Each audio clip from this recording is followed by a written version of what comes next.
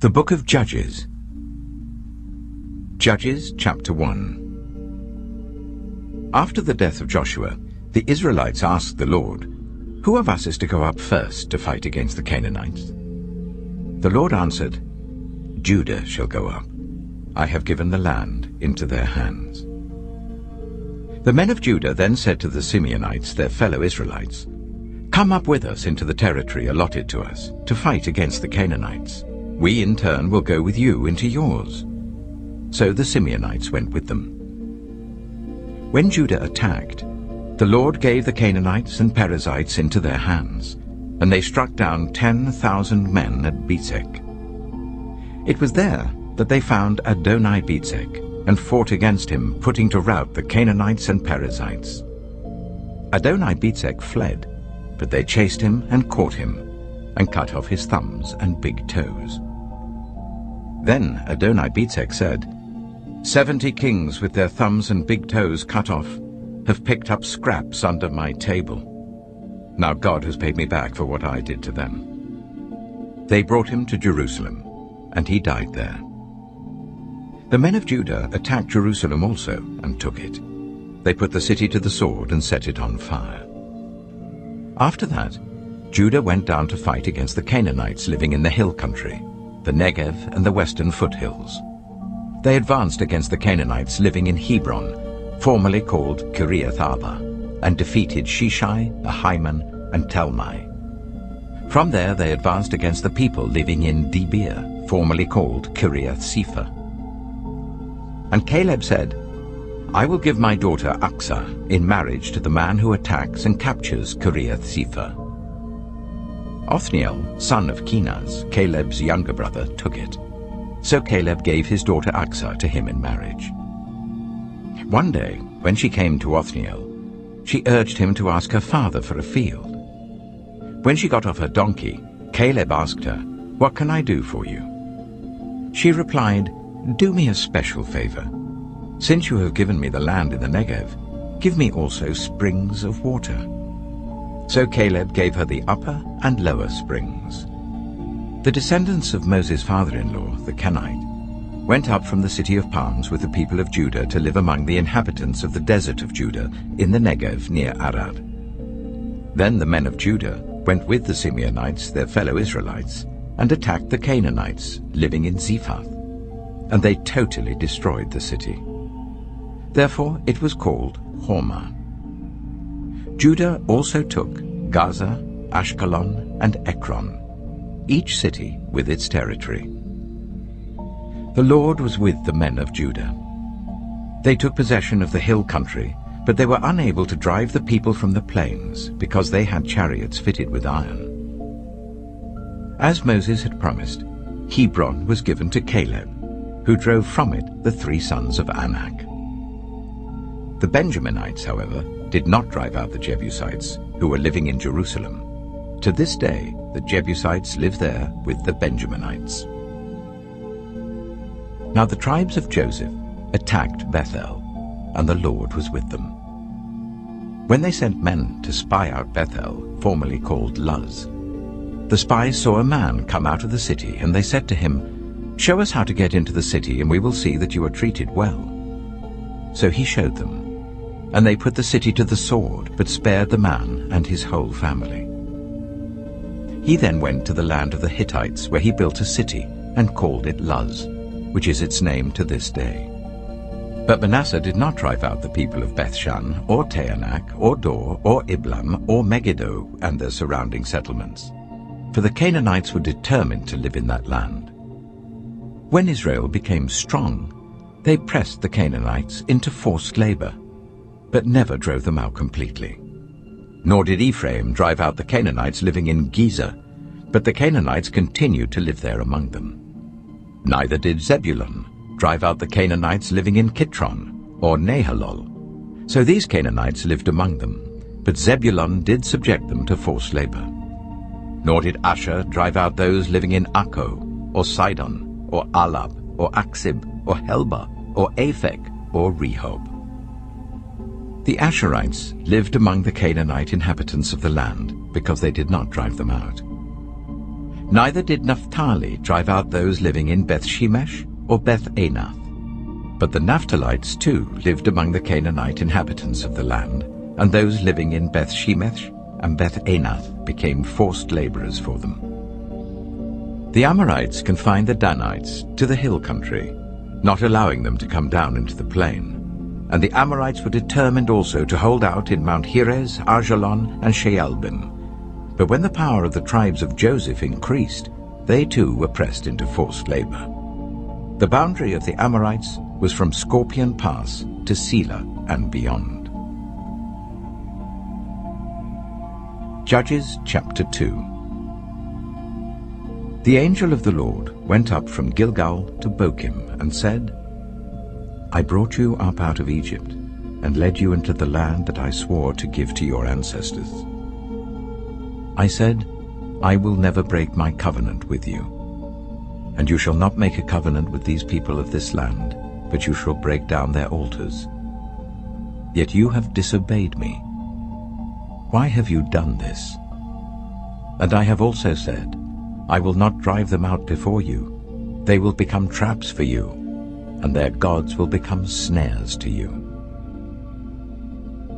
When the angel of the Lord had spoken these things to all the Israelites, the people wept aloud, and they called that place Bochim. There they offered sacrifices to the Lord. After Joshua had dismissed the Israelites, they went to take possession of the land, each to their own inheritance. The people served the Lord throughout the lifetime of Joshua and of the elders who outlived him and who had seen all the great things the Lord had done for Israel. Joshua, son of Nun, the servant of the Lord, died at the age of 110, and they buried him in the land of his inheritance, at Timnath-Heres, in the hill country of Ephraim, north of Mount Gaash. After that whole generation had been gathered to their ancestors, another generation grew up, who knew neither the Lord nor what he had done for Israel. Then the Israelites did evil in the eyes of the Lord, and served the Baals. They forsook the Lord, the God of their ancestors, who had brought them up out of Egypt. They followed and worshipped various gods of the peoples around them. They aroused the Lord's anger, because they forsook him and served Baal and the Ashtoreths. In his anger against Israel, the Lord gave them into the hands of raiders who plundered them. He sold them into the hands of their enemies all around, whom they were no longer able to resist. Whenever Israel went out to fight, the hand of the Lord was against them to defeat them, just as he had sworn to them. They were in great distress. Then the Lord raised up judges, who saved them out of the hands of these raiders. Yet they would not listen to their judges, but prostituted themselves to other gods and worshipped them. They quickly turned from the ways of their ancestors, who had been obedient to the Lord's commands. Whenever the Lord raised up a judge for them, he was with the judge and saved them out of the hands of their enemies, as long as the judge lived. For the Lord relented because of their groaning under those who oppressed and afflicted them. But when the judge died, the people returned to ways even more corrupt than those of their ancestors, following other gods and serving and worshipping them. They refused to give up their evil practices and stubborn ways. Therefore the Lord was very angry with Israel and said, Because this nation has violated the covenant I ordained for their ancestors and has not listened to me, I will no longer drive out before them any of the nations Joshua left when he died. I will use them to test Israel and see whether they will keep the way of the Lord and walk in it as their ancestors did. The Lord had allowed those nations to remain. He did not drive them out at once by giving them into the hands of Joshua. Judges chapter 3. These are the nations the Lord left to test all those Israelites who had not experienced any of the wars in Canaan. He did this only to teach warfare to the descendants of the Israelites who had not had previous battle experience. The 5 rulers of the Philistines, all the Canaanites, the Sidonians, and the Hivites living in the Lebanon mountains from Mount Baal Hermon to Lebo Hamath. They were left to test the Israelites, to see whether they would obey the Lord's commands which he had given their ancestors through Moses. The Israelites lived among the Canaanites, Hittites, Amorites, Perizzites, Hivites, and Jebusites. They took their daughters in marriage and gave their own daughters to their sons, and served their gods. The Israelites did evil in the eyes of the Lord. They forgot the Lord their God, and served the Baals and the Asherahs. The anger of the Lord burned against Israel, so that he sold them into the hands of Cushan-Rishathaim, king of Aram-Naharaim, to whom the Israelites were subject for 8 years. But when they cried out to the Lord, he raised up for them a deliverer, Othniel, son of Kenaz, Caleb's younger brother, who saved them. The Spirit of the Lord came on him, so that he became Israel's judge and went to war. The Lord gave Cushan-Rishathaim, king of Aram, into the hands of Othniel, who overpowered him. So the land had peace for 40 years, until Othniel, son of Kenaz, died. Again the Israelites did evil in the eyes of the Lord, and because they did this evil, the Lord gave Eglon, king of Moab, power over Israel. Getting the Ammonites and the Amalekites to join him, Eglon came and attacked Israel, and they took possession of the city of palms. The Israelites were subject to Eglon, king of Moab, for 18 years. Again the Israelites cried out to the Lord, and he gave them a deliverer, Ehud, a left-handed man, the son of Gera the Benjaminite. The Israelites sent him with tribute to Eglon, king of Moab. Now Ehud had made a double-edged sword about a cubit long, which he strapped to his right thigh under his clothing. He presented the tribute to Eglon, king of Moab, who was a very fat man. After Ehud had presented the tribute, he sent on their way those who had carried it. But on reaching the stone images near Gilgal, he himself went back to Eglon and said, "Your Majesty, I have a secret message for you." The king said to his attendants, "Leave us," and they all left. Ehud then approached him while he was sitting alone in the upper room of his palace and said, "I have a message from God for you." As the king rose from his seat, Ehud reached with his left hand, drew the sword from his right thigh and plunged it into the king's belly. Even the handle sank in after the blade, and his bowels discharged. Ehud did not pull the sword out, and the fat closed in over it. Then Ehud went out to the porch. He shut the doors of the upper room behind him and locked them. After he had gone, the servants came and found the doors of the upper room locked. They said, "He must be relieving himself in the inner room of the palace." They waited to the point of embarrassment, but when he did not open the doors of the room, they took a key and unlocked them. There they saw their lord fallen to the floor, dead. While they waited, Ehud got away. He passed by the stone images and escaped to Seirah. When he arrived there, he blew a trumpet in the hill country of Ephraim, and the Israelites went down with him from the hills, with him leading them. "Follow me," he ordered, "for the Lord has given Moab your enemy into your hands." So they followed him down and took possession of the fords of the Jordan that led to Moab. They allowed no one to cross over. At that time, they struck down about 10,000 Moabites, all vigorous and strong. Not one escaped. That day, Moab was made subject to Israel, and the land had peace for 80 years. After Ehud came Shamgar, son of Anath, who struck down 600 Philistines with an ox goad. He too saved Israel. Judges chapter 4. Again the Israelites did evil in the eyes of the Lord, now that Ehud was dead. So the Lord sold them into the hands of Jabin, king of Canaan, who reigned in Hazor. Sisera, the commander of his army, was based in Harosheth Hagoyim.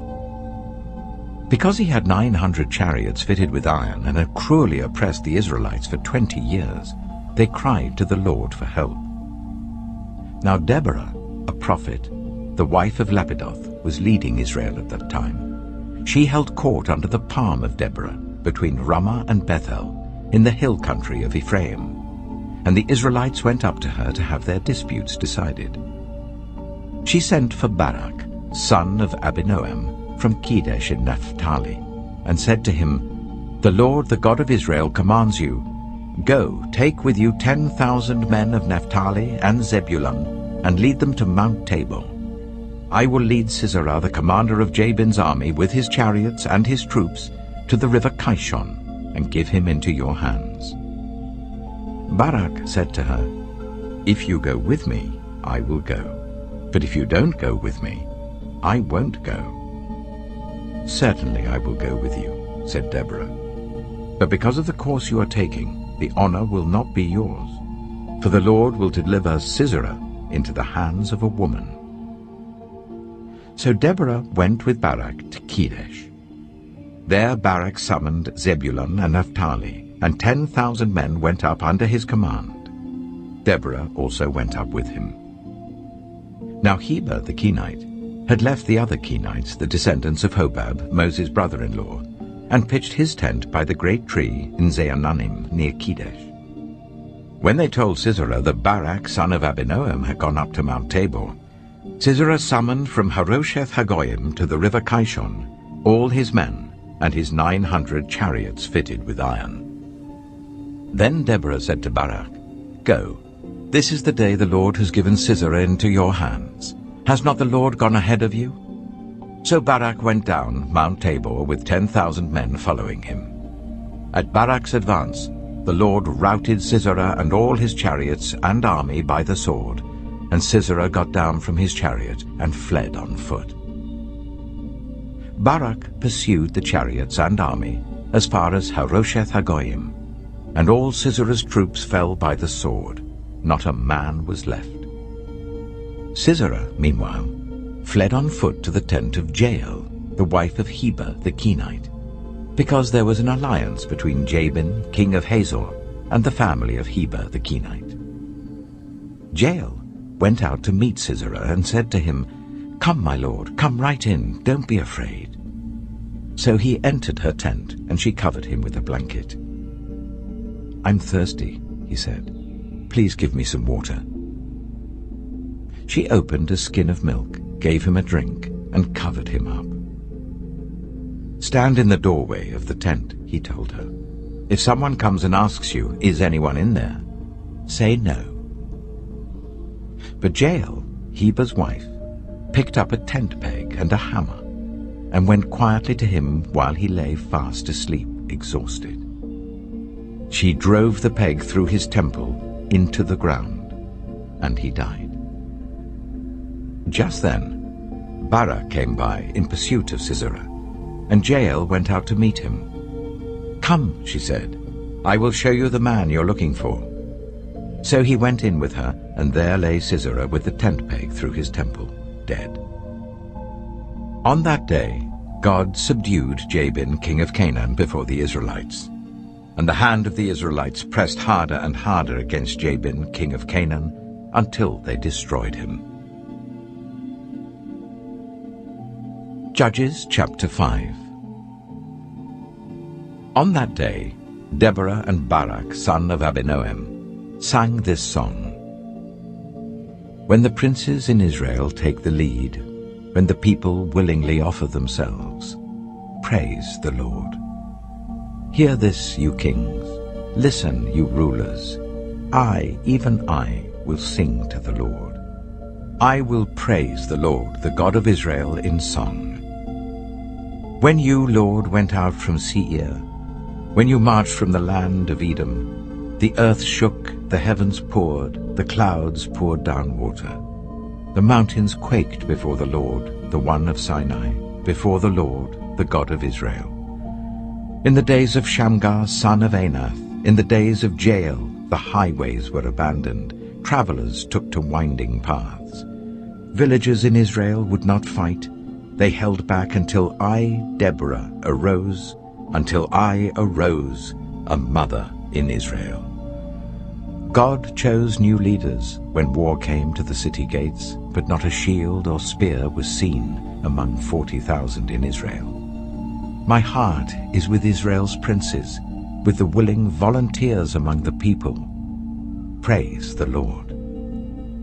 You who ride on white donkeys, sitting on your saddle blankets, and you who walk along the road, consider the voice of the singers at the watering places. They recite the victories of the Lord, the victories of his villages in Israel. Then the people of the Lord went down to the city gates. Wake up, Deborah. Wake up, break out in song. Arise, Barak. Take captive your captives, son of Abinoam. The remnant of the nobles came down.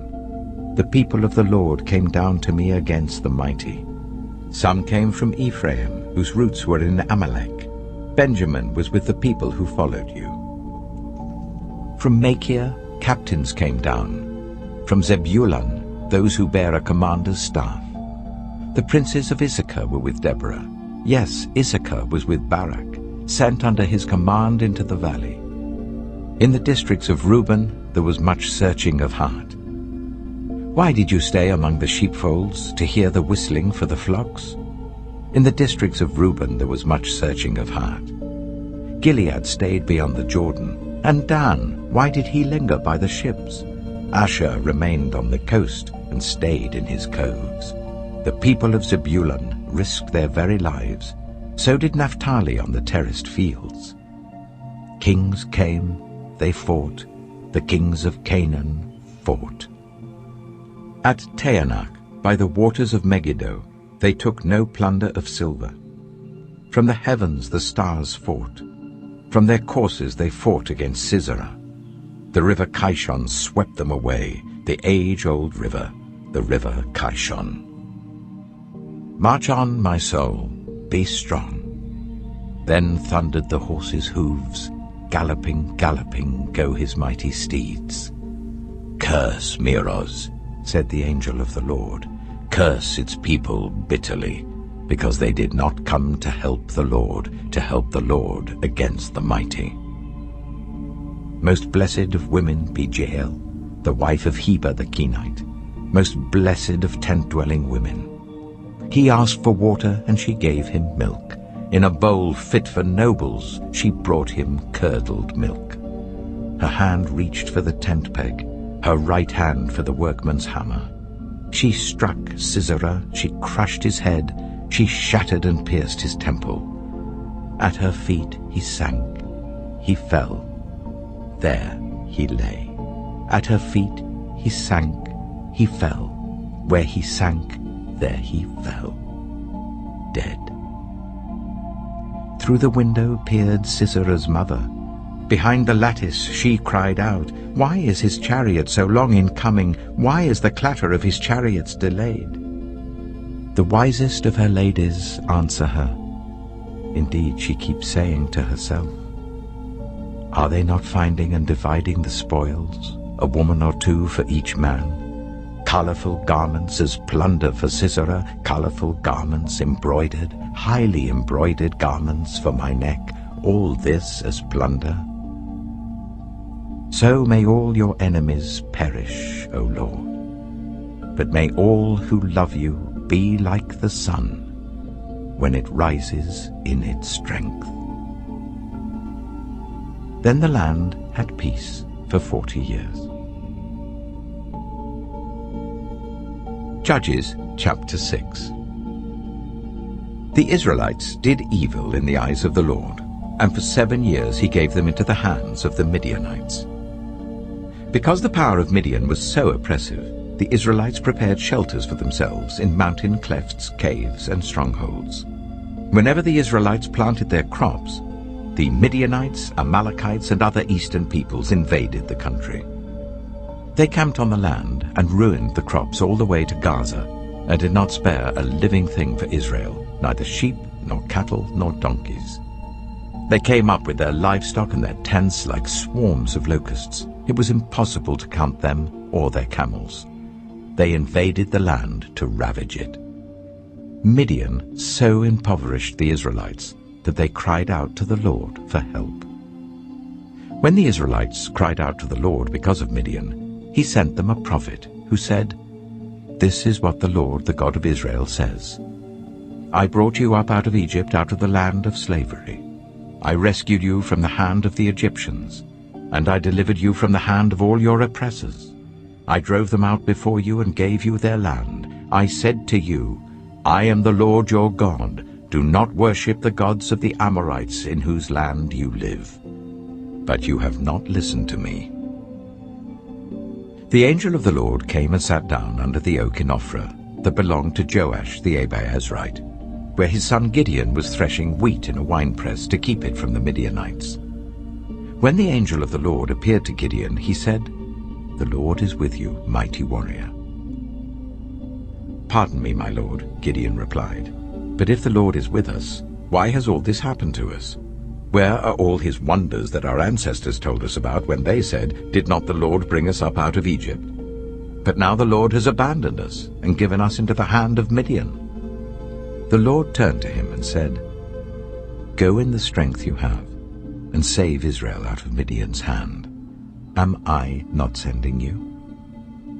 "Pardon me, my lord," Gideon replied, "but how can I save Israel?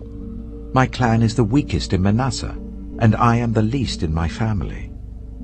The Lord answered, "I will be with you, and you will strike down all the Midianites, leaving none alive."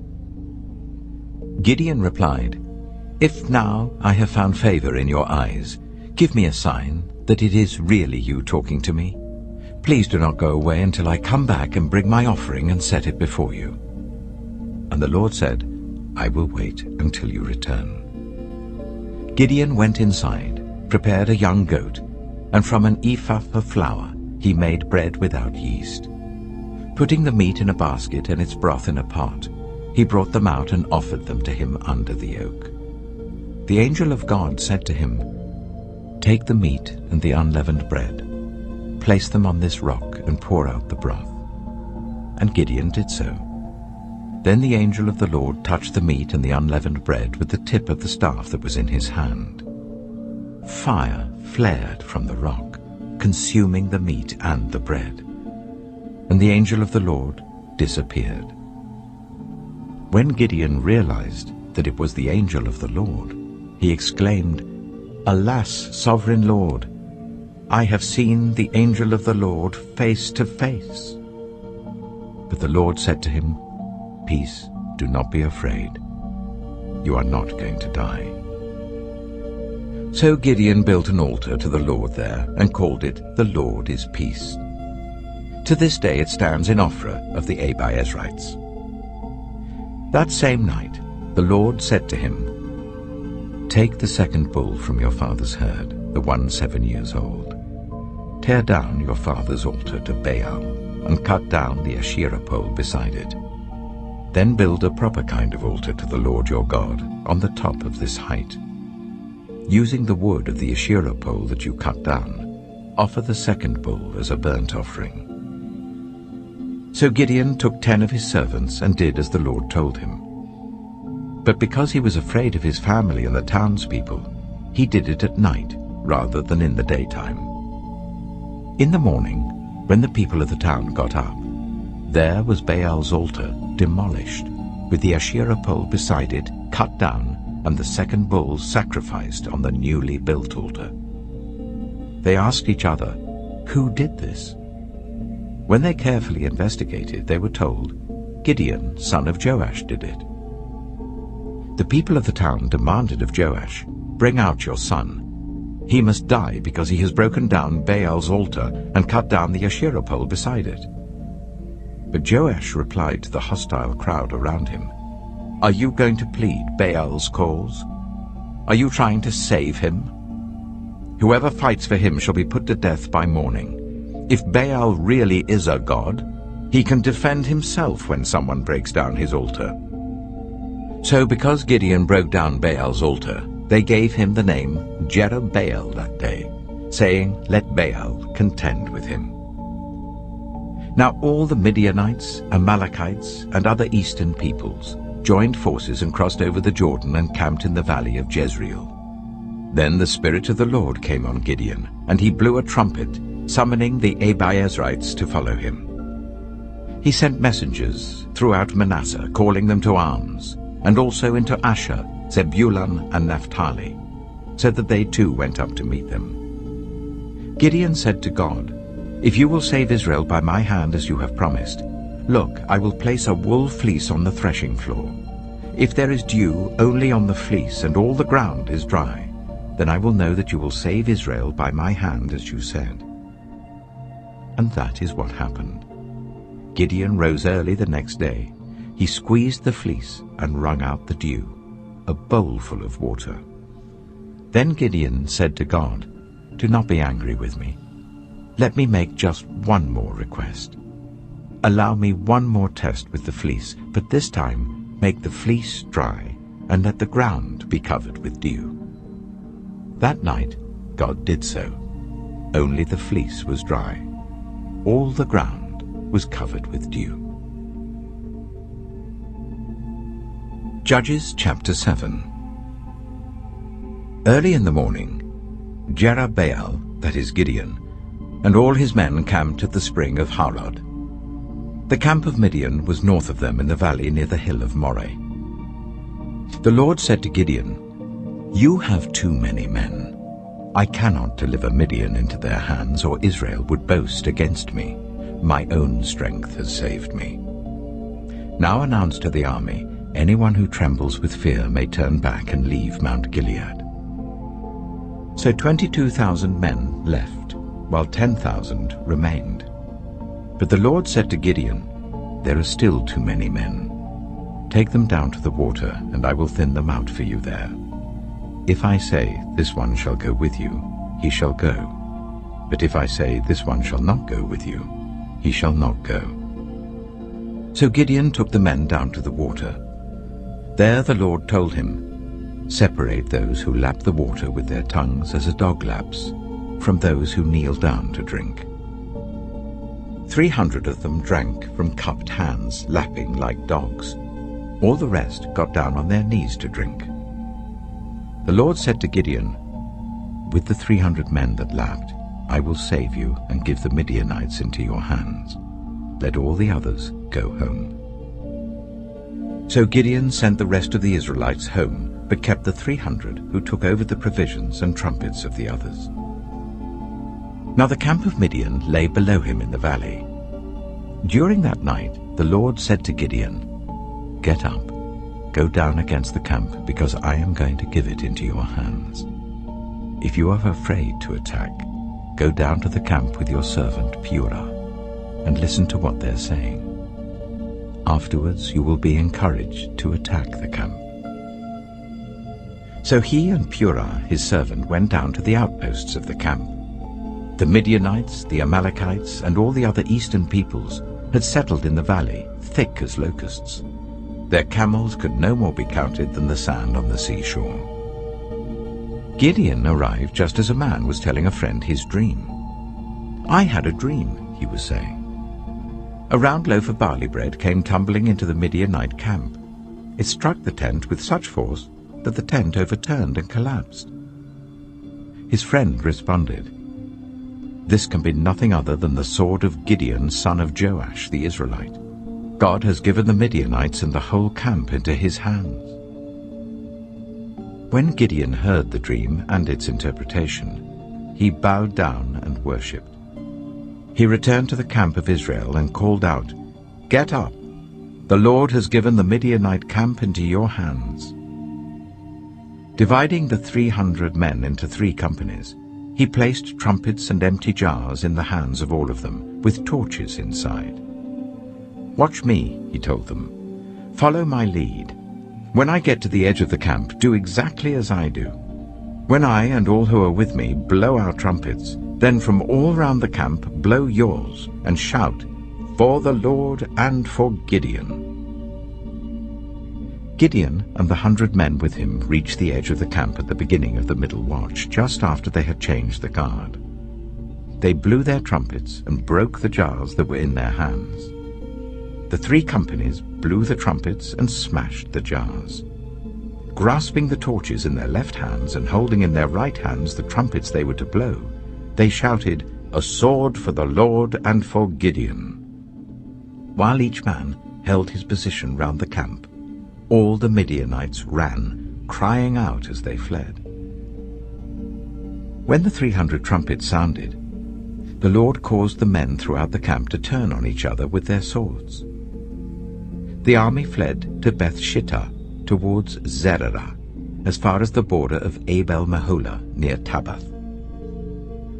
Israelites from Naphtali, Asher, and all Manasseh were called out, and they pursued the Midianites. Gideon sent messengers throughout the hill country of Ephraim, saying, "Come down against the Midianites and seize the waters of Jordan ahead of them, as far as Beth-barah." So all the men of Ephraim were called out, and they seized the waters of the Jordan as far as Beth-barah. They also captured 2 of the Midianite leaders, Oreb and Zeeb. They killed Oreb at the rock of Oreb, and Zeeb at the winepress of Zeeb. They pursued the Midianites and brought the heads of Oreb and Zeeb to Gideon, who was by the Jordan. Judges chapter 8. Now the Ephraimites asked Gideon, "Why have you treated us like this? Why didn't you call us when you went to fight Midian?" And they challenged him vigorously. But he answered them, "What have I accomplished compared to you? Aren't the gleanings of Ephraim's grapes better than the full grape harvest of Abiezer? God gave Oreb and Zeeb, the Midianite leaders, into your hands. What was I able to do compared to you?" At this, their resentment against him subsided. Gideon and his 300 men, exhausted yet keeping up the pursuit, came to the Jordan and crossed it. He said to the men of Succoth, "Give my troops some bread. They are worn out, and I am still pursuing Zebah and Zalmunna, the kings of Midian."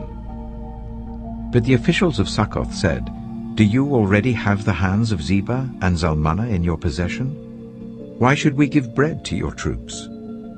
Then Gideon replied, "Just for that, when the Lord has given Zebah and Zalmunna into my hand, I will tear your flesh with desert thorns and briars." From there he went up to Peniel, and made the same request of them. But they answered as the men of Succoth had. So he said to the men of Peniel, "When I return in triumph, I will tear down this tower." Now Zebah and Zalmunna were in Karkor with a force of about 15,000 men, all that were left of the armies of the eastern peoples.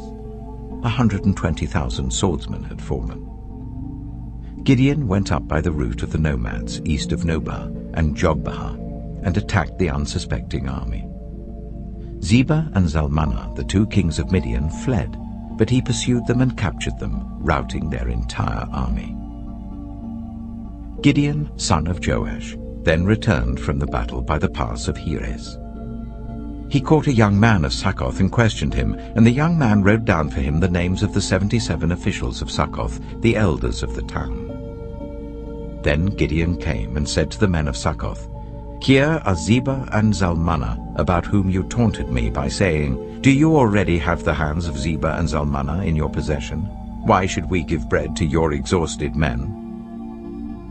He took the elders of the town and taught the men of Succoth a lesson by punishing them with desert thorns and briars.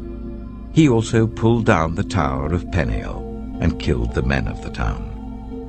Then he asked Zebah and Zalmunna, "What kind of men did you kill at Tabor?" "Men like you," they answered, each one with the bearing of a prince. Gideon replied, "Those were my brothers, the sons of my own mother. As surely as the Lord lives, if you had spared their lives, I would not kill you." Turning to Jether, his eldest son, he said, "Kill them." But Jether did not draw his sword because he was only a boy and was afraid. Zebah and Zalmunna said, "Come, do it yourself. As is the man, so is his strength." So Gideon stepped forward and killed them, and took the ornaments off their camels' necks. The Israelites said to Gideon, "Rule over us, you, your son, and your grandson, because you have saved us from the hand of Midian." But Gideon told them, "I will not rule over you, nor will my son rule over you. The Lord will rule over you." And he said, "I do have one request, that each of you give me an earring from your share of the plunder." It was the custom of the Ishmaelites to wear gold earrings. They answered, "We'll be glad to give them." So they spread out a garment, and each of them threw a ring from his plunder onto it. The weight of the gold rings he asked for came to 1,700 shekels, not counting the ornaments, the pendants, and the purple garments worn by the kings of Midian, or the chains that were on their camels' necks. Gideon made the gold into an ephod, which he placed in Ophrah, his town. All Israel prostituted themselves by worshipping it there, and it became a snare to Gideon and his family. Thus Midian was subdued before the Israelites, and did not raise its head again. During Gideon's lifetime, the land had peace for 40 years. Jerubbaal, son of Joash, went back home to live. He had 70 sons of his own, for he had many wives. His concubine, who lived in Shechem, also bore him a son, whom he named Abimelech. Gideon, son of Joash, died at a good old age, and was buried in the tomb of his father Joash in Ophrah of the Abiezrites. No sooner had Gideon died than the Israelites again prostituted themselves to the Baals. They set up Baal-Berith as their god, and did not remember the Lord their God, who had rescued them from the hands of all their enemies on every side. They also failed to show any loyalty to the family of Jerubbaal, that is Gideon, in spite of all the good things he had done for them. Judges chapter 9. Abimelech, son of Jerubbaal, went to his mother's brothers in Shechem and said to them and to all his mother's clan, "Ask all the citizens of Shechem, which is better for you, to have all 70 of Jerubbaal's sons rule over you, or just one man? Remember, I am your flesh and blood." When the brothers repeated all this to the citizens of Shechem, they were inclined to follow Abimelech, for they said, "He is related to us." They gave him 70 shekels of silver from the temple of Baal-Berith, and Abimelech used it to hire reckless scoundrels who became his followers. He went to his father's home in Ophrah, and on one stone murdered his 70 brothers, the sons of Jerubbaal. But Jotham, the youngest son of Jerubbaal, escaped by hiding. Then all the citizens of Shechem and Beth Millo gathered beside the great tree at the pillar in Shechem to crown Abimelech king. When Jotham was told about this, he climbed up on the top of Mount Gerizim and shouted to them, "Listen to me, citizens of Shechem, so that God may listen to you." One day the trees went out to anoint a king for themselves. They said to the olive tree, "Be our king." But the olive tree answered, "Should I give up my oil, by which both gods and humans are honored, to hold sway over the trees?" Next, the trees said to the fig tree, "Come and be our king." But the fig tree replied, "Should I give up my fruit so good and sweet, to hold sway over the trees?" Then the trees said to the vine, "Come and be our king." But the vine answered, "Should I give up my wine, which cheers both gods and humans, to hold sway over the trees?" Finally, all the trees said to the thorn bush, "Come and be our king." The thorn bush said to the trees, "If you really want to anoint me king over you, come and take refuge in my shade. But if not, then let fire come out of the thorn bush and consume the cedars of Lebanon." Have you acted honorably and in good faith by making Abimelech king? Have you been fair to Jerubbaal and his family? Have you treated him as he deserves? Remember that my father fought for you and risked his life to rescue you from the hand of Midian. But today You have revolted against my father's family. You have murdered his 70 sons on a single stone, and have made Abimelech, the son of his female slave, king over the citizens of Shechem because he is related to you. So have you acted honorably and in good faith towards Zerubbabel and his family today. If you have, may Abimelech be your joy, and may you be his too. But if you have not, let fire come out from Abimelech and consume you, the citizens of Shechem and Beth Millo, and let fire come out from you, the citizens of Shechem and Beth Millo, and consume Abimelech. Then Jotham fled, escaping to Beer, and he lived there because he was afraid of his brother Abimelech.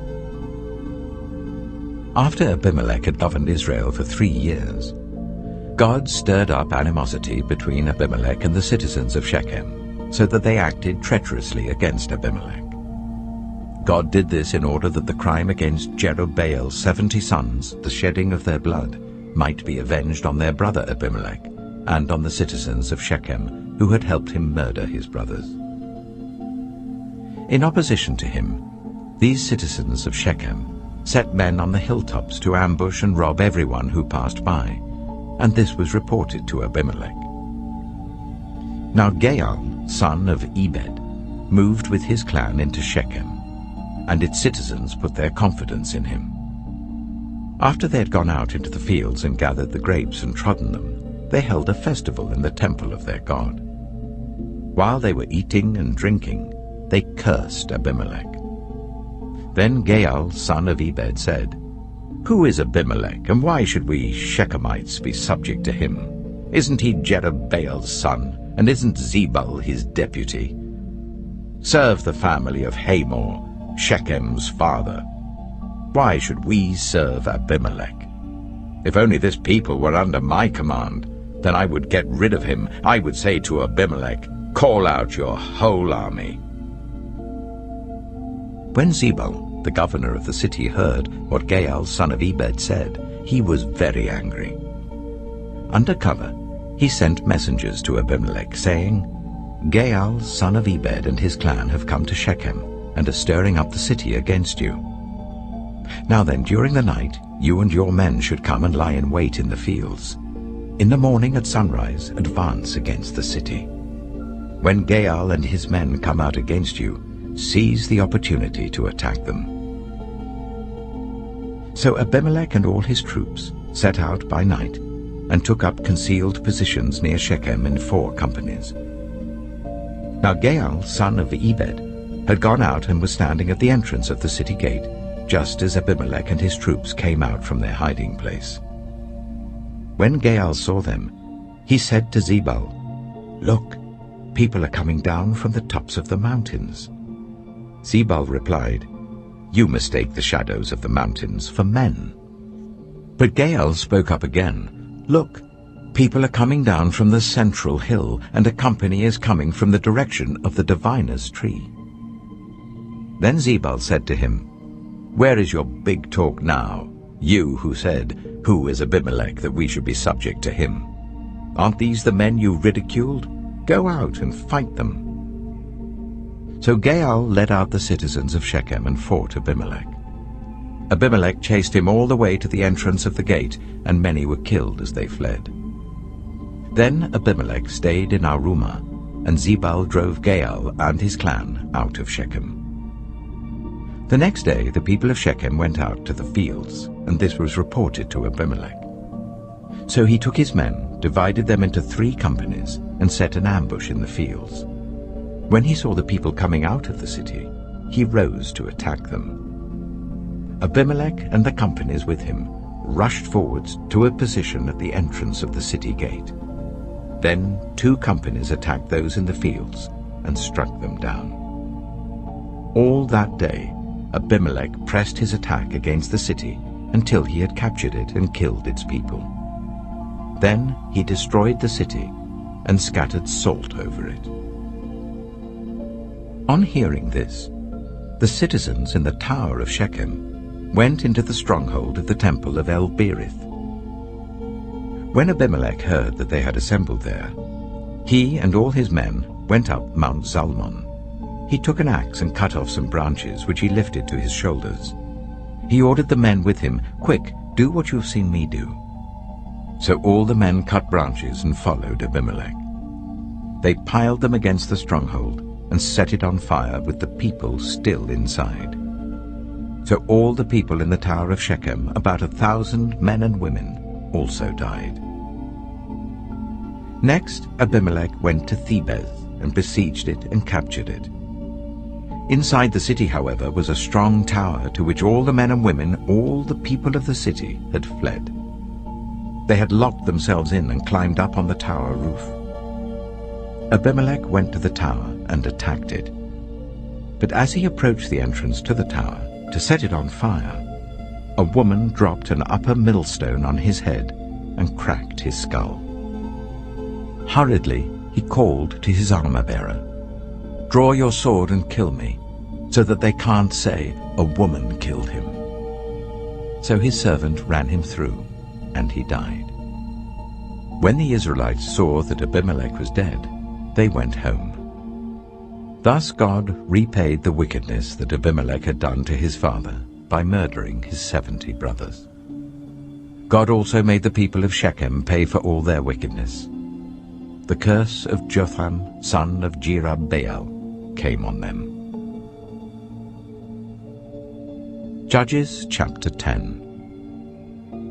After the time of Abimelech, a man of Issachar named Tola, son of Pua, the son of Dodo, rose to save Israel. He lived in Shamir, in the hill country of Ephraim. He led Israel for 23 years. Then he died and was buried in Shamir. He was followed by Jair of Gilead, who led Israel for 22 years. He had 30 sons who rode 30 donkeys. They controlled 30 towns in Gilead, which to this day are called Havoth Jair. When Jair died, he was buried in Canaan. Again the Israelites did evil in the eyes of the Lord. They served the Baals and the Ashtoreths, and the gods of Aram, the gods of Sidon, the gods of Moab, the gods of the Ammonites, and the gods of the Philistines. And because the Israelites forsook the Lord and no longer served him, he became angry with them. He sold them into the hands of the Philistines and the Ammonites, who that year shattered and crushed them. For 18 years they oppressed all the Israelites on the east side of the Jordan in Gilead, the land of the Amorites. The Ammonites also crossed the Jordan to fight against Judah, Benjamin, and Ephraim. Israel was in great distress.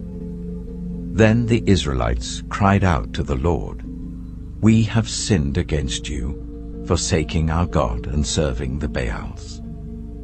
The Lord replied, "When the Egyptians, the Amorites, the Ammonites, the Philistines, the Sidonians, the Amalekites, and the Maonites oppressed you, and you cried to me for help, did I not save you from their hands? But you have forsaken me and served other gods, so I will no longer save you. Go and cry out to the gods you have chosen. Let them save you when you are in trouble." But the Israelites said to the Lord, "We have sinned. Do with us whatever you think best, but please rescue us now." Then they got rid of the foreign gods among them and served the Lord, and he could bear Israel's misery no longer. When the Ammonites were called to arms and camped in Gilead, the Israelites assembled and camped at Mizpah. The leaders of the people of Gilead said to each other, "Whoever will take the lead in attacking the Ammonites will be head over all who live in Gilead." Judges chapter 11. Jephthah, the Gileadite, was a mighty warrior. His father was Gilead. His mother was a prostitute. Gilead's wife also bore him sons, and when they were grown up, they drove Jephthah away. "You are not going to get any inheritance in our family," they said, "because you are the son of another woman." So Jephthah fled from his brothers and settled in the land of Tob, where a gang of scoundrels gathered around him and followed him. Sometime later, when the Ammonites were fighting against Israel, the elders of Gilead went to get Jephthah from the land of Tob. "Come," they said, "be our commander, so we can fight the Ammonites." Jephthah said to them, "Didn't you hate me and drive me from my father's house? Why do you come to me now when you are in trouble?" The elders of Gilead said to him, "Nevertheless, we are turning to you now. Come with us to fight the Ammonites, and you will be head over all of us who live in Gilead." Jephthah answered, "Suppose you take me back to fight the Ammonites, and the Lord gives them to me. Will I really be your head?" The elders of Gilead replied, "The Lord is our witness. We will certainly do as you say." So Jephthah went with the elders of Gilead, and the people made him head and commander over them. And he repeated all his words before the Lord in Mizpah. Then Jephthah sent messengers to the Ammonite king with the question, "What do you have against me that you have attacked my country?" The king of the Ammonites answered Jephthah's messengers, "When Israel came up out of Egypt, they took away my land from the Arnon to the Jabbok, all the way to the Jordan. Now give it back, peaceably." Jephthah sent messengers back to the Ammonite king, saying, "This is what Jephthah says. Israel did not take the land of Moab, or the land of the Ammonites. But when they came up out of Egypt, Israel went through the wilderness to the Red Sea and on to Kadesh. Then Israel sent messengers to the king of Edom, saying, 'Give us permission to go through your country.' But the king of Edom would not listen. They sent also to the king of Moab, and he refused. So Israel stayed at Kadesh. Next they traveled through the wilderness, skirted the lands of Edom and Moab, passed along the eastern side of the country of Moab, and camped on the other side of the Arnon. They did not enter the territory of Moab, for the Arnon was its border. Then Israel sent messengers to Sihon, king of the Amorites, who ruled in Heshbon, and said to him, "Let us pass through your country to our own place." Sihon, however, did not trust Israel to pass through his territory. He mustered all his troops and encamped at Jahaz, and fought with Israel. Then the Lord, the God of Israel, gave Sihon and his whole army into Israel's hand, and they defeated them. Israel took over all the land of the Amorites who lived in that country, capturing all of it from the Arnon to the Jabbok, and from the desert to the Jordan. Now since the Lord, the God of Israel, has driven the Amorites out before his people, Israel, what right have you to take it over? Will you not take what your god, Chemosh, gives you? Likewise, whatever the Lord our God has given us, we will possess. Are you any better than Balak, son of Zippor, king of Moab? Did he ever quarrel with Israel or fight with them? For 300 years Israel occupied Heshbon, Aroer, the surrounding settlements, and all the towns along the Arnon. Why didn't you retake them during that time? I've not wronged you, but you are doing me wrong by waging war against me. Let the Lord, the judge, decide the dispute this day between the Israelites and the Ammonites." The king of Ammon, however, paid no attention to the message Jephthah sent him.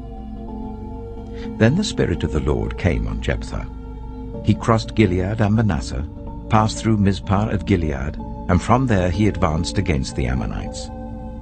And Jephthah made a vow to the Lord, "If you give the Ammonites into my hands, whatever comes out of the door of my house to meet me when I return in triumph from the Ammonites will be the Lord's, and I will sacrifice it as a burnt offering."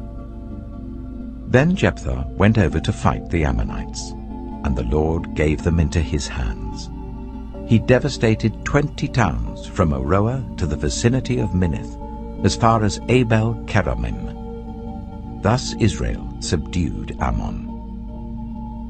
When Jephthah returned to his home in Mizpah, who should come out to meet him but his daughter, dancing to the sound of tambourines? She was an only child. Except for her, he had neither son nor daughter. When he saw her, he tore his clothes and cried, "Oh no, my daughter! You have brought me down, and I am devastated." I have made a vow to the Lord that I cannot break."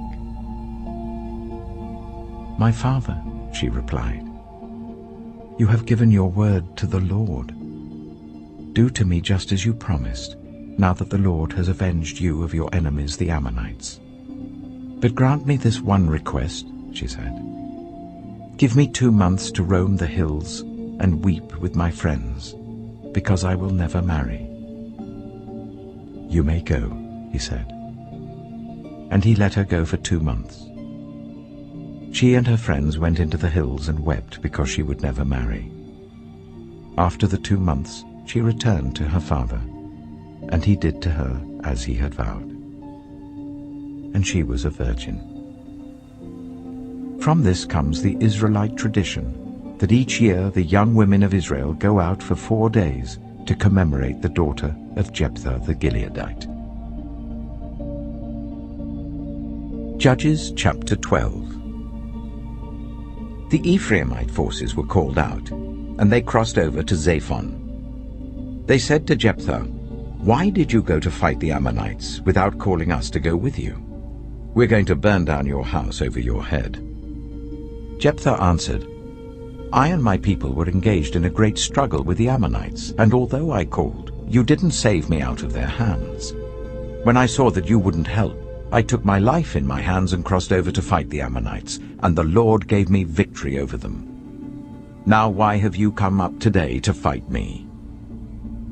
Jephthah then called together the men of Gilead and fought against Ephraim. The Gileadites struck them down because the Ephraimites had said, "You Gileadites are renegades from Ephraim and Manasseh." The Gileadites captured the fords of the Jordan leading to Ephraim. And whenever a survivor of Ephraim said, "Let me cross over," the men of Gilead asked him, "Are you an Ephraimite?" If he replied no, they said, "All right, say Shibboleth." If he said Sibboleth, because he could not pronounce the word correctly, they seized him and killed him at the fords of the Jordan. 42,000 Ephraimites were killed at that time. Jephthah led Israel for 6 years. Then Jephthah the Gileadite died and was buried in a town in Gilead. After him, Ibzan of Bethlehem led Israel. He had 30 sons and 30 daughters. He gave his daughters away in marriage to those outside his clan, and for his sons he brought in 30 young women as wives from outside his clan. Ibzan led Israel for 7 years. Then Ibzan died and was buried in Bethlehem. After him, Elon the Zebulunite led Israel for 10 years. Then Elon died and was buried in Ajalon, in the land of Zebulun. After him, Abdon, son of Hillel, from Pirathon, led Israel.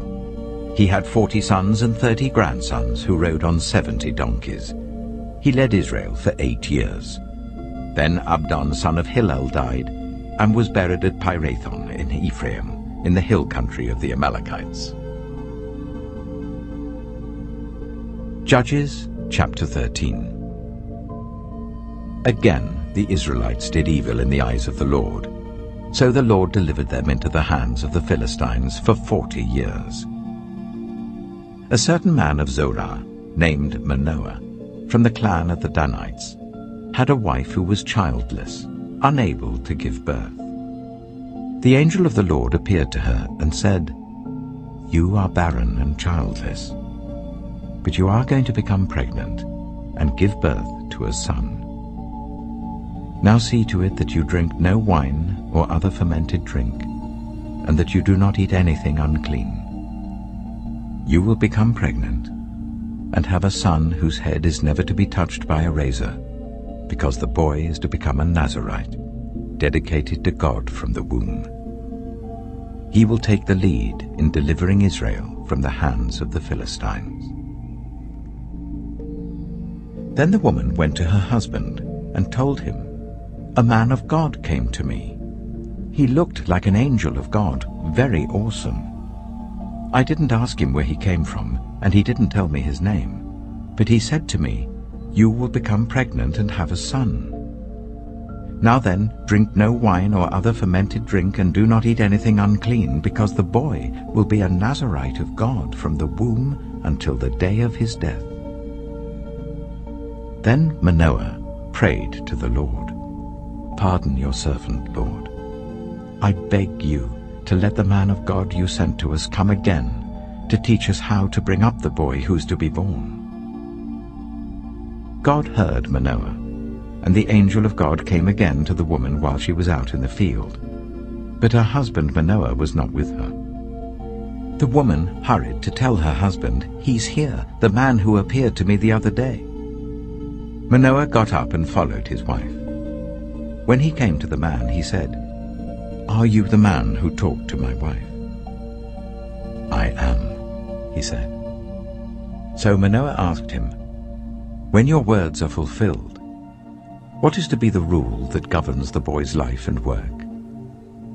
The angel of the Lord answered, "Your wife must do all that I have told her. She must not eat anything that comes from the grapevine, nor drink any wine or other fermented drink, nor eat anything unclean. She must do everything I have commanded her." Manoah said to the angel of the Lord, "We would like you to stay until we prepare a young goat for you." The angel of the Lord replied, "Even though you detain me, I will not eat any of your food. But if you prepare a burnt offering, offer it to the Lord." Manoah did not realize that it was the angel of the Lord.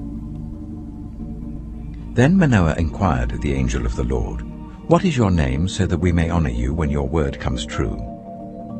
He replied, "Why do you ask my name? It is beyond understanding." Then Manoah took a young goat, together with the grain offering, and sacrificed it on a rock to the Lord. And the Lord did an amazing thing while Manoah and his wife watched. As the flame blazed up from the altar towards heaven, the angel of the Lord ascended in the flame. Seeing this, Manoah and his wife fell with their faces to the ground. When the angel of the Lord did not show himself again to Manoah and his wife, Manoah realized that it was the angel of the Lord. "We are doomed to die," he said to his wife. "We have seen God." But his wife answered, "If the Lord had meant to kill us, he would not have accepted a burnt offering and grain offering from our hands, nor shown us all these things, or now told us this." The woman gave birth to a boy and named him Samson. He grew, and the Lord blessed him. And the Spirit of the Lord began to stir him while he was in Maanadan, between Zorah and Eshtaol. Judges chapter 14. Samson went down to Timnah and saw there a young Philistine woman. When he returned, he said to his father and mother, "I've seen a Philistine woman in Timnah. Now get her for me as my wife." His father and mother replied, "Isn't there an acceptable woman among your relatives or among all our people? Must you go to the uncircumcised Philistines to get a wife?" But Samson said to his father, "Get her for me. She's the right one for me." His parents did not know that this was from the Lord, who was seeking an occasion to confront the Philistines, for at that time they were ruling over Israel. Samson went down to Timnah together with his father and mother. As they approached the vineyards of Timnah, suddenly a young lion came roaring towards him. The Spirit of the Lord came powerfully upon him, so that he tore the lion apart with his bare hands, as he might have torn a young goat. But he told neither his father nor his mother what he had done. Then he went down and talked with the woman, and he liked her. Some time later, when he went back to marry her, he turned aside to look at the lion's carcass, and in it he saw a swarm of bees and some honey. He scooped out the honey with his hands and ate as he went along. When he rejoined his parents, he gave them some, and they too ate it. But he did not tell them that he had taken the honey from the lion's carcass. Now his father went down to see the woman, and there Samson held a feast as was customary for young men. When the people saw him, they chose 30 men to be his companions. "Let me tell you a riddle," Samson said to them. "If you can give me the answer within the 7 days of the feast, I will give you 30 linen garments and 30 sets of clothes. If you can't tell me the answer, you must give me 30 linen garments and 30 sets of clothes." "Tell us your riddle," they said. "Let's hear it." He replied, "Out of the eater, something to eat. Out of the strong, something sweet." For 3 days they could not give the answer. On the 4th day they said to Samson's wife, "Coax your husband into explaining the riddle for us, or we will burn you and your father's household to death. Did you invite us here to steal our property?" Then Samson's wife threw herself on him, sobbing, "You hate me. You don't really love me. You've given my people a riddle, but you haven't told me the answer." "I haven't even explained it to my father or mother," he replied, "so why should I explain it to you?" She cried the whole 7 days of the feast. So on the 7th day he finally told her, because she continued to press him. She, in turn, explained the riddle to her people. Before sunset on the 7th day, the men of the town said to him, "What is sweeter than honey? What is stronger than a lion?" Samson said to them, "If you had not plowed with my heifer, you would not have solved my riddle." Then the Spirit of the Lord came powerfully upon him. He went down to Ashkelon, struck down 30 of their men, stripped them of everything, and gave their clothes to those who had explained the riddle. Burning with anger, he returned to his father's home, and Samson's wife was given to one of his companions who had attended him at the feast. Judges chapter 15. Later on, at the time of wheat harvest, Samson took a young goat and went to visit his wife. He said, "I'm going to my wife's room." But her father would not let him go in. "I was so sure you hated her," he said, "that I gave her to your companion. Isn't her younger sister more attractive? Take her instead." Samson said to them, "This time I have a right to get even with the Philistines. I will really harm them." So he went out and caught 300 foxes and tied them tail to tail in pairs. He then fastened a torch to every pair of tails, lit the torches, and let the foxes loose in the standing corn of the Philistines. He burned up the shocks and standing corn, together with the vineyards and olive groves. When the Philistines asked, "Who did this?" they were told, "Samson, the Timnite's son-in-law, because his wife was given to his companion." So the Philistines went up and burned her and her father to death. Samson said to them, "Since you have acted like this, I swear that I won't stop until I get my revenge on you." He attacked them viciously and slaughtered many of them. Then he went down and stayed in a cave in the rock of Etam. The Philistines went up and camped in Judah, spreading out near Lehi. The people of Judah asked, "Why have you come to fight us?" "We've come to take Samson prisoner," they answered, "to do to him as he did to us." Then 3,000 men from Judah went down to the cave in the rock of Etam and said to Samson, "Don't you realize that the Philistines are rulers over us? What have you done to us?" He answered, "I merely did to them what they did to me." They said to him, "We've come to tie you up and hand you over to the Philistines."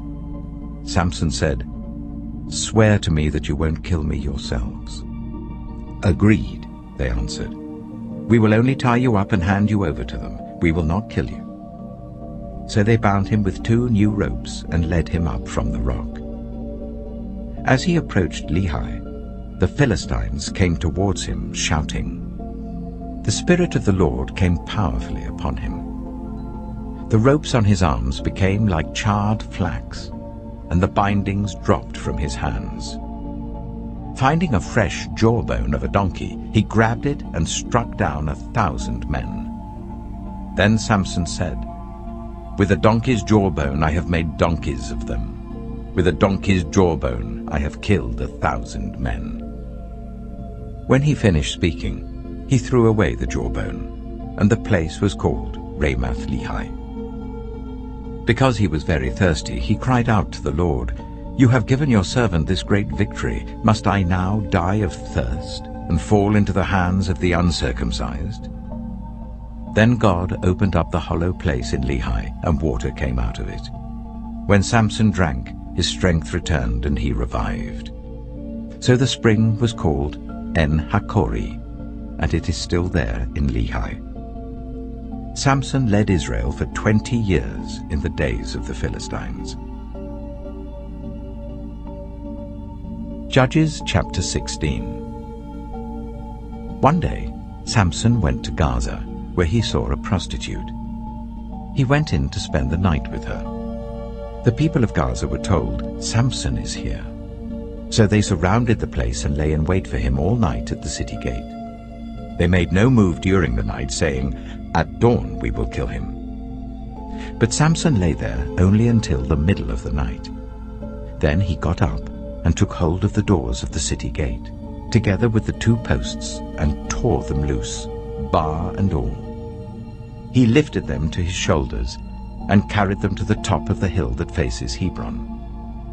Sometime later, he fell in love with a woman in the valley of Sorek, whose name was Delilah. The rulers of the Philistines went to her and said, "See if you can lure him into showing you the secret of his great strength, and how we can overpower him, so that we may tie him up and subdue him. Each one of us will give you 1,100 shekels of silver." So Delilah said to Samson, "Tell me the secret of your great strength, and how you can be tied up and subdued."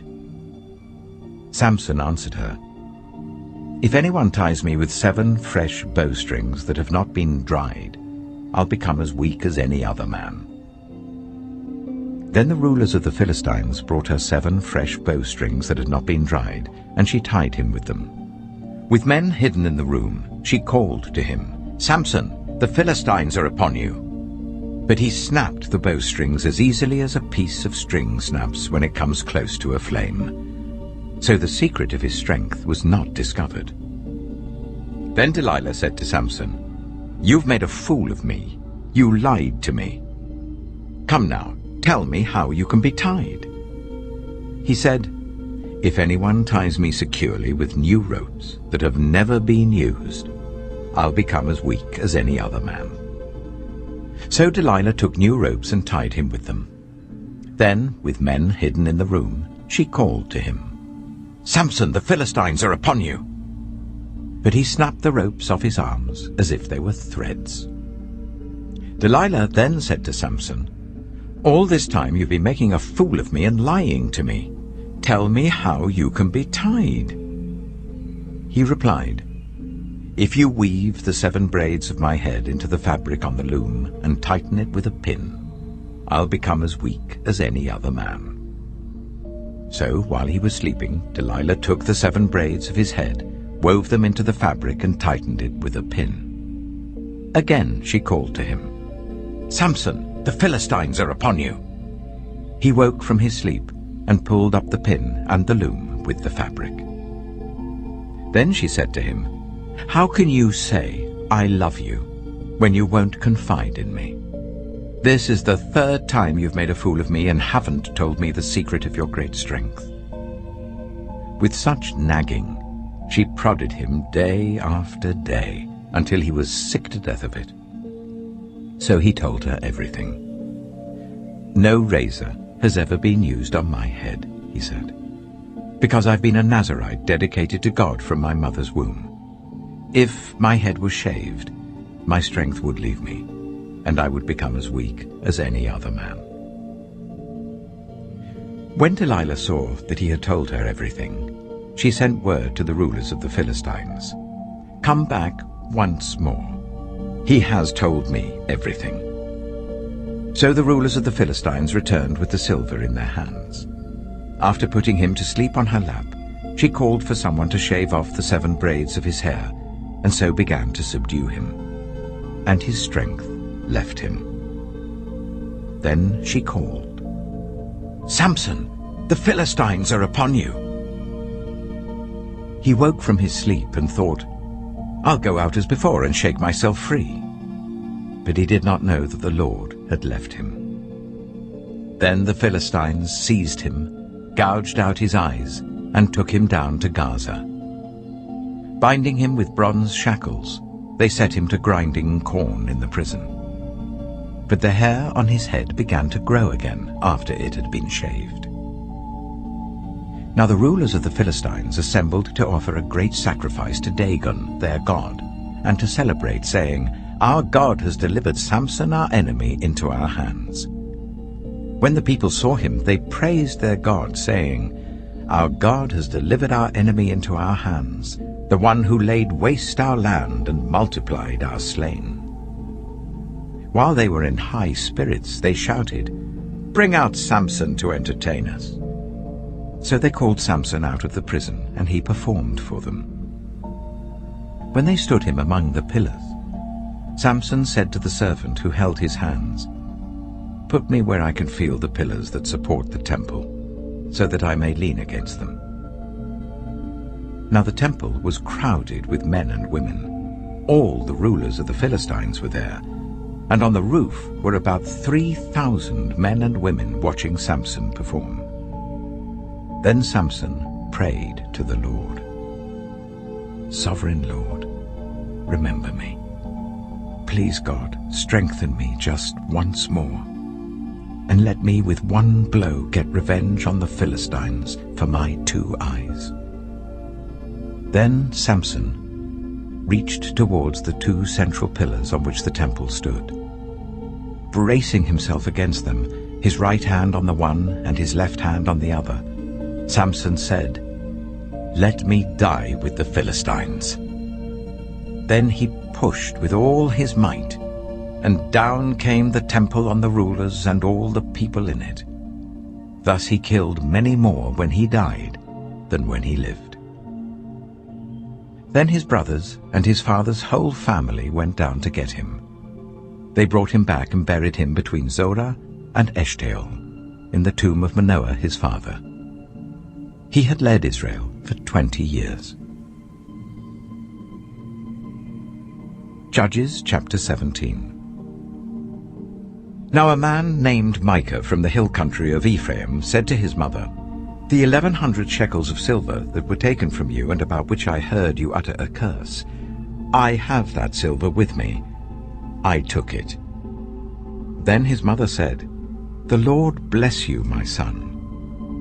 When he returned the 1,100 shekels of silver to his mother, she said, "I solemnly consecrate my silver to the Lord for my son to make an image overlaid with silver. I will give it back to you." So after he returned the silver to his mother, she took 200 shekels of silver and gave them to a silversmith who used them to make the idol, and it was put in Micah's house. Now this man Micah had a shrine, and he made an ephod and some household gods, and installed one of his sons as his priest. In those days Israel had no king. Everyone did as they saw fit. A young Levite from Bethlehem in Judah, who had been living within the clan of Judah, left that town in search of some other place to stay. On his way, he came to Micah's house in the hill country of Ephraim. Micah asked him, "Where are you from?"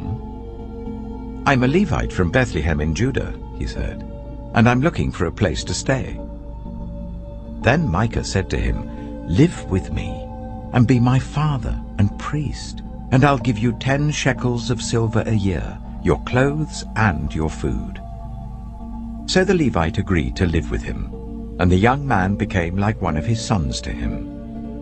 Then Micah installed the Levite, and the young man became his priest and lived in his house. And Micah said, "Now I know that the Lord will be good to me, since this Levite has become my priest." Judges chapter 18. In those days Israel had no king, And in those days the tribe of the Danites was seeking a place of their own where they might settle, because they had not yet come into an inheritance among the tribes of Israel. So the Danites sent 5 of their leading men from Zorah and Eshtaol to spy out the land and explore it. These men represented all the Danites. They told them, "Go, explore the land." So they entered the hill country of Ephraim and came to the house of Micah, where they spent the night. When they were near Micah's house, they recognized the voice of the young Levite. So they turned in there and asked him, "Who brought you here? What are you doing in this place? Why are you here?" He told them what Micah had done for him, and said, "He has hired me, and I am his priest." Then they said to him, "Please inquire of God to learn whether our journey will be successful." The priest answered them, "Go in peace. Your journey has the Lord's approval."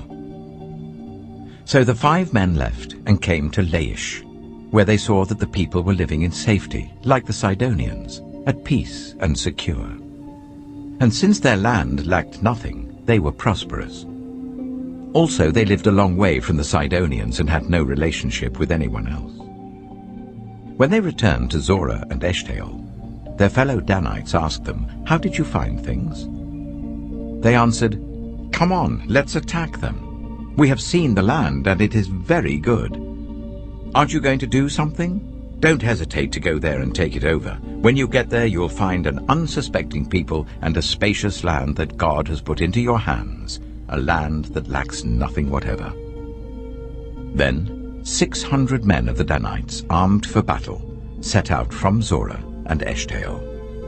On their way, they set up camp near Kiriath-Jearim in Judah. This is why the place west of Kiriath-Jearim is called Manahath-Dan to this day. From there they went on to the hill country of Ephraim and came to Micah's house. Then the 5 men who had spied out the land of Laish said to their fellow Danites, "Do you know that one of these houses has an ephod, some household gods, and an image overlaid with silver? Now you know what to do." So they turned in there and went to the house of the young Levite at Micah's place and greeted him. The 600 Danites, armed for battle, stood at the entrance of the gate. The 5 men who had spied out the land went inside and took the idol, the ephod, and the household gods, while the priest and 600 armed men stood at the entrance of the gate.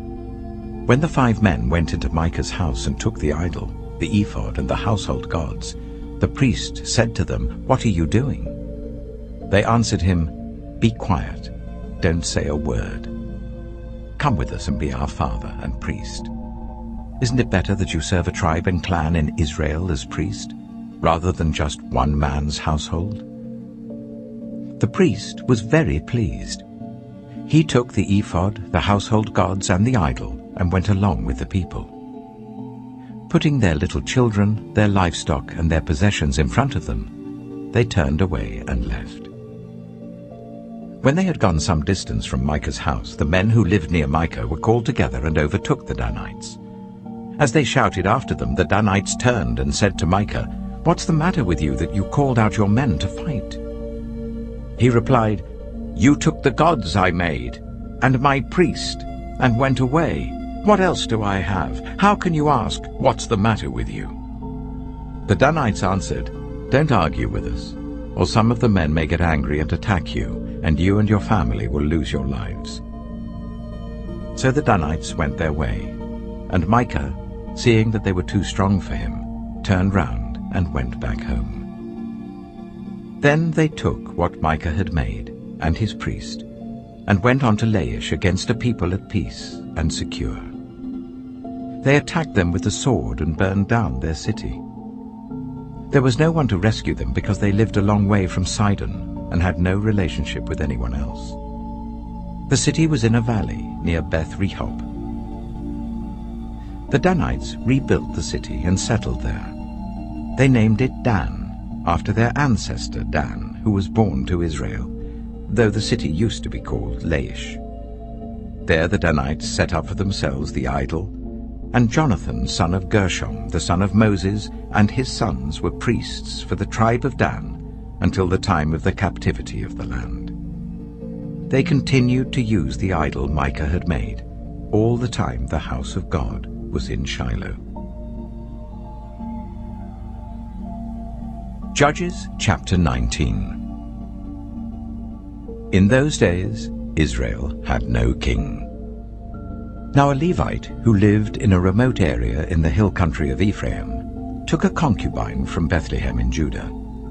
But she was unfaithful to him. She left him and went back to her parents' home in Bethlehem, Judah. After she had been there for 4 months, her husband went to persuade her to return. He had with him his servant and 2 donkeys. She took him into her parents' home, and when her father saw him, he gladly welcomed him. His father-in-law, the woman's father, prevailed on him to stay. So he remained with him 3 days, eating and drinking and sleeping there. On the 4th day, they got up early, and he prepared to leave. But the woman's father said to his son-in-law, "Refresh yourself with something to eat. Then you can go." So the 2 of them sat down to eat and drink together. Afterwards the woman's father said, "Please stay tonight and enjoy yourself." And when the man got up to go, his father-in-law persuaded him, so he stayed there that night. On the morning of the 5th day, when he rose to go, the woman's father said, "Refresh yourself. Wait till afternoon." So the 2 of them ate together. Then when the man with his concubine and his servant got up to leave, his father-in-law, the woman's father, said, "Now look, it's almost evening. Spend the night here. The day is nearly over. Stay and enjoy yourself. Early tomorrow morning you can get up and be on your way home." But, unwilling to stay another night, the man left and went towards Jebus, that is, Jerusalem, with his 2 saddled donkeys and his concubine. When they were near Jebus and the day was almost gone, the servant said to his master, "Come, let's stop at this city of the Jebusites and spend the night." His master replied, "No, we won't go into any city whose people are not Israelites. We will go on to Gibeah." He added, "Come, let's try to reach Gibeah or Ramah and spend the night in one of those places." So they went on, and the sun set as they neared Gibeah in Benjamin. There they stopped to spend the night. They went and sat in the city square, but no one took them in for the night. That evening, an old man from the hill country of Ephraim, who was living in Gibeah, the inhabitants of the place were Benjaminites, came in from his work in the fields. When he looked and saw the traveler in the city square, the old man asked, "Where are you going? Where did you come from?" He answered, "We are on our way from Bethlehem in Judah to a remote area in the hill country of Ephraim, where I live. I've been to Bethlehem in Judah, and now I am going to the house of the Lord. No one has taken me in for the night. We have both straw and fodder for our donkeys, and bread and wine for ourselves, your servants, me, the woman, and the young man with us. We don't need anything." "You are welcome at my house," the old man said. "Let me supply whatever you need. Only don't spend the night in the square." So he took him into his house and fed his donkeys.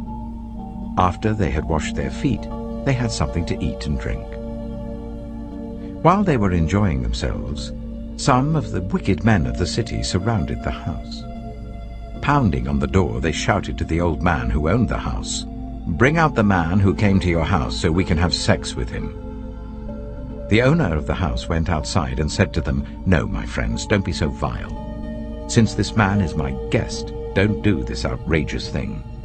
Look, here is my virgin daughter and his concubine. I will bring them out to you now, and you can use them and do to them whatever you wish. But as for this man, don't do such an outrageous thing." But the men would not listen to him. So the man took his concubine and sent her outside to them. And they raped her and abused her throughout the night. And at dawn they let her go. At daybreak, the woman went back to the house where her master was staying, fell down at the door, and lay there until daylight. When her master got up in the morning and opened the door of the house and stepped out to continue on his way, there lay his concubine, fallen in the doorway of the house, with her hands on the threshold. He said to her, "Get up, let's go." But there was no answer. Then the man put her on his donkey and set out for home. When he reached home, he took a knife and cut up his concubine, limb by limb, into 12 parts, and sent them into all the areas of Israel. Everyone who saw it was saying to one another, "Such a thing has never been seen or done, not since the day the Israelites came up out of Egypt." Just imagine. We must do something. So speak up. Judges chapter 20. Then all Israel, from Dan to Beersheba, and from the land of Gilead, came together as one and assembled before the Lord in Mizpah. The leaders of all the people of the tribes of Israel took their places in the assembly of God's people, 400,000 men armed with swords. The Benjaminites heard that the Israelites had gone up to Mizpah. Then the Israelites said, "Tell us how this awful thing happened."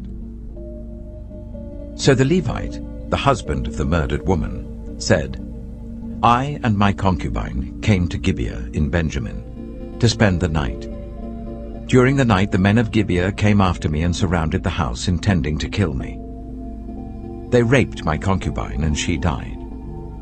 I took my concubine, cut her into pieces, and sent one piece to each region of Israel's inheritance, because they committed this lewd and outrageous act in Israel. Now all you Israelites speak up and tell me what you've decided to do." All the men rose up together as one, saying, "None of us will go home. No, not one of us will return to his house. But now this is what we'll do to Gibeah. We'll go up against it in the order decided by casting lots. We'll take 10 men out of every 100 from all the tribes of Israel, and 100 from 1,000, and 1,000 from 10,000, to get provisions for the army. Then when the army arrives at Gibeah in Benjamin, it could give them what they deserve for this outrageous act done in Israel."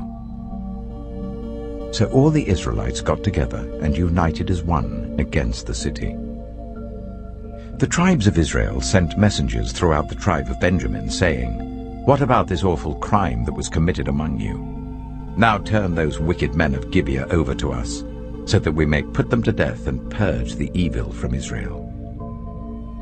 But the Benjaminites would not listen to their fellow Israelites. From their towns they came together at Gibeah to fight against the Israelites. At once the Benjaminites mobilized 26,000 swordsmen from their towns, in addition to 700 able young men from those living in Gibeah.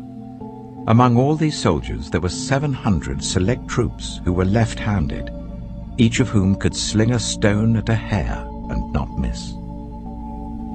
Israel, apart from Benjamin, mustered 400,000 swordsmen, all of them fit for battle. The Israelites went up to Bethel and inquired of God. They said, "Who of us is to go up first to fight against the Benjaminites?" The Lord replied, "Judah shall go first." The next morning, the Israelites got up and pitched camp near Gibeah. The Israelites went out to fight the Benjaminites and took up battle positions against them at Gibeah. The Benjaminites came out of Gibeah and cut down 22,000 Israelites on the battlefield that day. But the Israelites encouraged one another and again took up their positions where they had stationed themselves the first day. The Israelites went up and wept before the Lord until evening. And they inquired of the Lord. They said, "Shall we go up again to fight against the Benjaminites, our fellow Israelites?" The Lord answered, "Go up against them." Then the Israelites drew near to Benjamin the second day. This time, when the Benjaminites came out from Gibeah to oppose them, they cut down another 18,000 Israelites, all of them armed with swords. Then all the Israelites, the whole army, went up to Bethel, and there they sat, weeping before the Lord. They fasted that day until evening and presented burnt offerings and fellowship offerings to the Lord. And the Israelites inquired of the Lord. In those days the Ark of the Covenant of God was there, with Phinehas, son of Eleazar, the son of Aaron, ministering before it.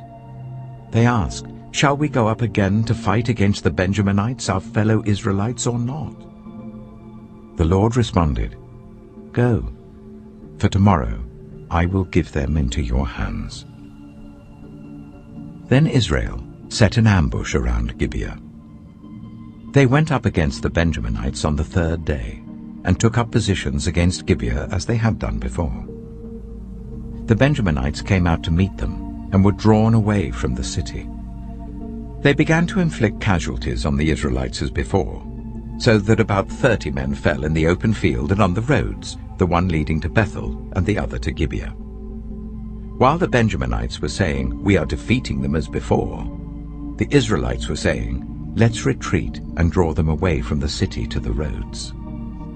All of the men of Israel moved from their places and took up positions at Baal Tamar, and the Israelite ambush charged out of its place on the west of Gibeah.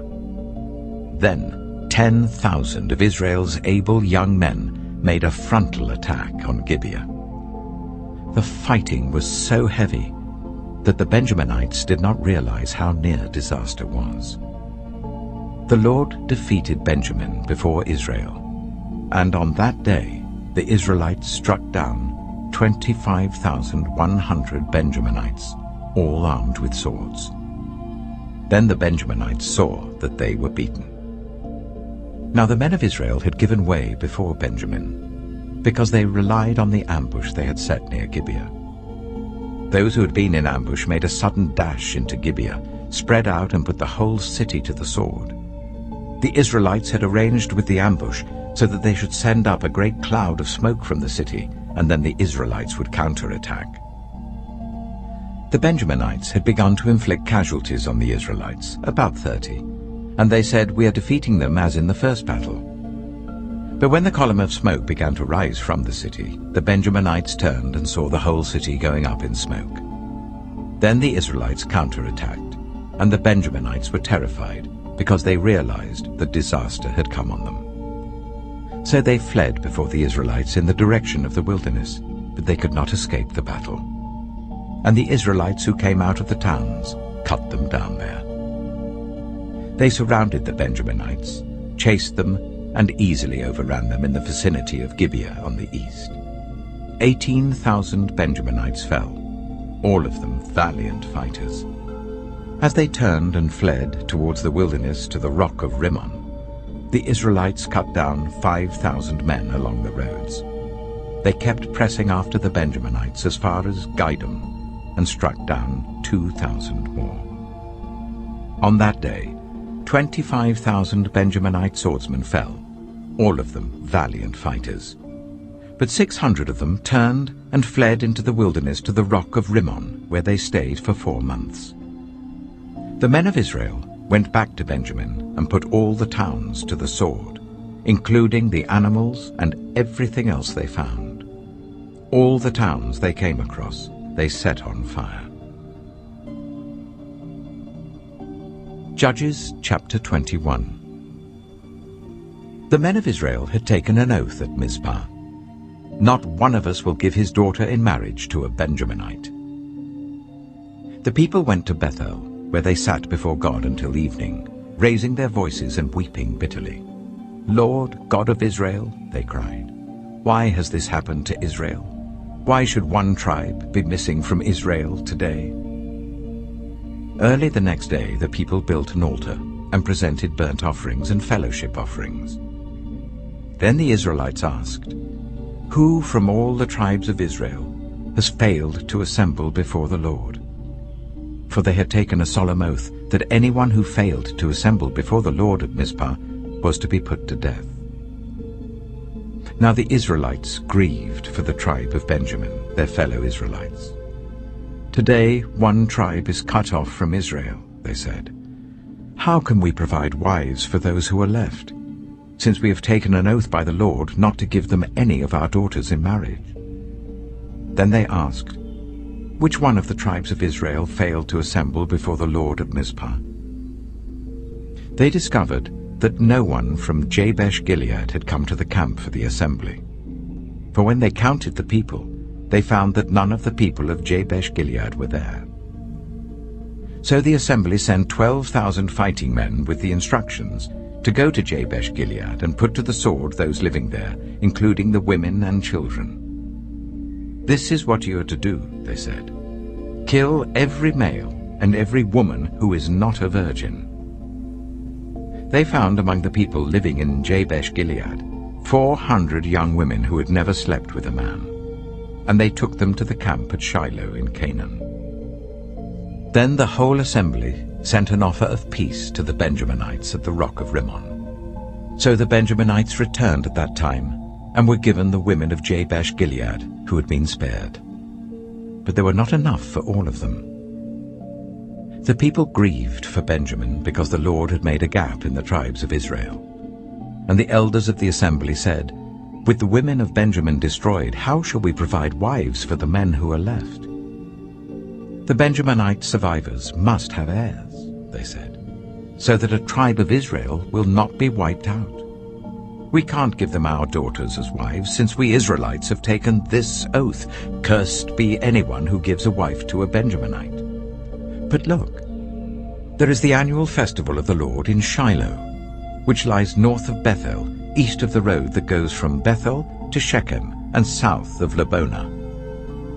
So they instructed the Benjaminites, saying, "Go and hide in the vineyards and watch. When the young women of Shiloh come out to join in the dancing, rush from the vineyards, and each of you seize one of them to be your wife. Then return to the land of Benjamin.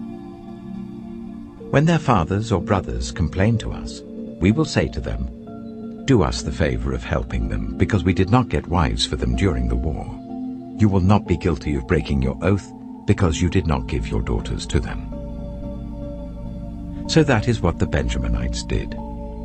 While the young women were dancing, each man caught one and carried her off to be his wife. Then they returned to their inheritance and rebuilt the towns and settled in them. At that time, the Israelites left that place and went home to their tribes and clans, each to his own inheritance. In those days, Israel had no king. Everyone did as they saw fit.